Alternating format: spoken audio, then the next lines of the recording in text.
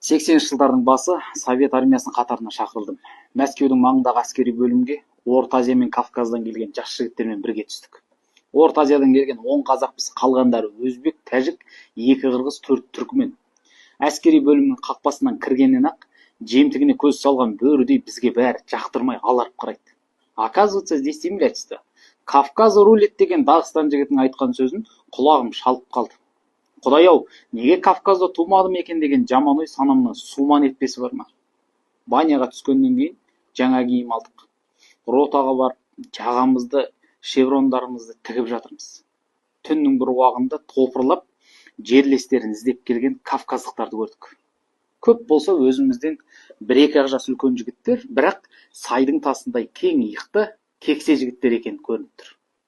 Өз тілдерінде шүлдірлеп сөйлеп жатыр. Bir кезде ішінен біреуі бізге қарап, «Откуда вы, узкоглазый?» деді. «С Казахстана» дедік. «Яшина земляки, что ли?» деді. Яшасы кім деп қоямыз?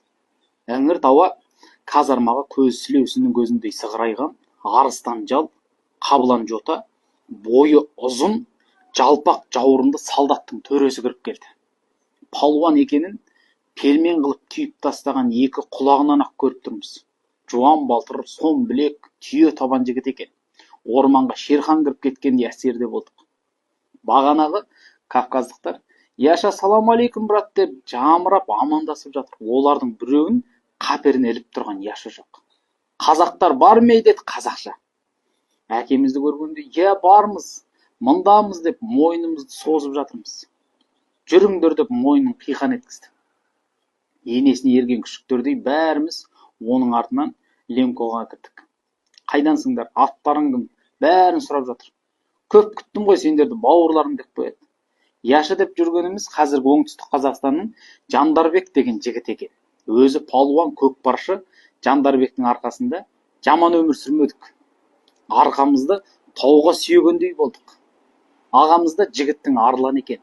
Байқағаным күндіз онша көрінбейді, түн қата төбесін көрсетеді. Менмін дегендердің өзі оны көрсе, сырттан қасқырды көргендей сырт айналып өтеді. Түсі суық демесең, жәкең өте бауырмал, қазақ жігіт болып шықты.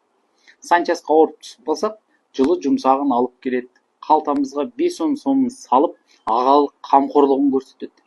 Әсіресе үлкен мейрамдарда столовыйдың төріне 11 адамға дастархан жаяды. Қалғандар бізден төмен отырады. Дастарханда жылы жұмсақтың, тәттінің бәрі бар. Мереке біткен соң дастарханнан қалтамызға бір кәмпит салдырмайды. Бәріміз тұрып, столдағы тағамдарды сол күйі қалдырып кетеміз. Бірде 23 ақпанда Совет армиясының күнін тойлап болып, дастархандағы 2 кәмпитке қызығып, қалтаға сала бергенім сол еді. Яша мені ала көзімен атып жіберді. Сасқанымнан әлгі тәтті кәмпиттерді столға қайта қоя салдым. Казармаға келген соң, Яша бауырымыз өмір бойы есімізде қалатын әңгімені жүрегімізге мөрледі. Осы әскери бөлімде соңғы 7 жылда келген мен жалғыз қазақпын. Сендер менен кейін 1,5 жылдан соң келдіңдер. Көп қорқытады, терең батырады. Мықтылардың арасында балпаң басу үшін де балтыр керек жігіттер. Марканы ұстап тұру маған да оңай болған жоқ. Тико, сен алған 2 кәмпитте тұрған ештеңе жоқ. Сұңқар шашып жейді, құзғын жемтігін бауырына басып жейді деген. Бұлардың діні бір мұсылман дегенмен де тілі басқа, табиғаты басқа, дәстүрі басқа жігіттер. Сырт көз сыншы, бізге бұлар сынап қарайды. Бұл жерде 5000 солдат бар. Яғни біз 10.000 көздің назарында жүрміз. Өзімізден бұрын халқымызға сөз келмесін. Түсінгенге түкке тұрмас.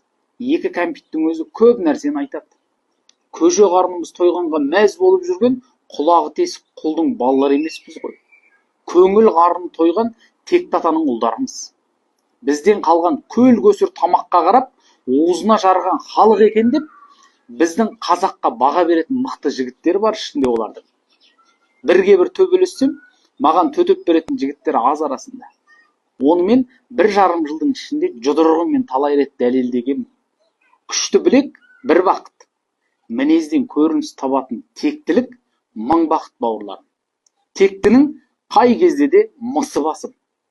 Өзің жұртты қалай сынасаң, олар да бізге сондай сын көзбен қарайды.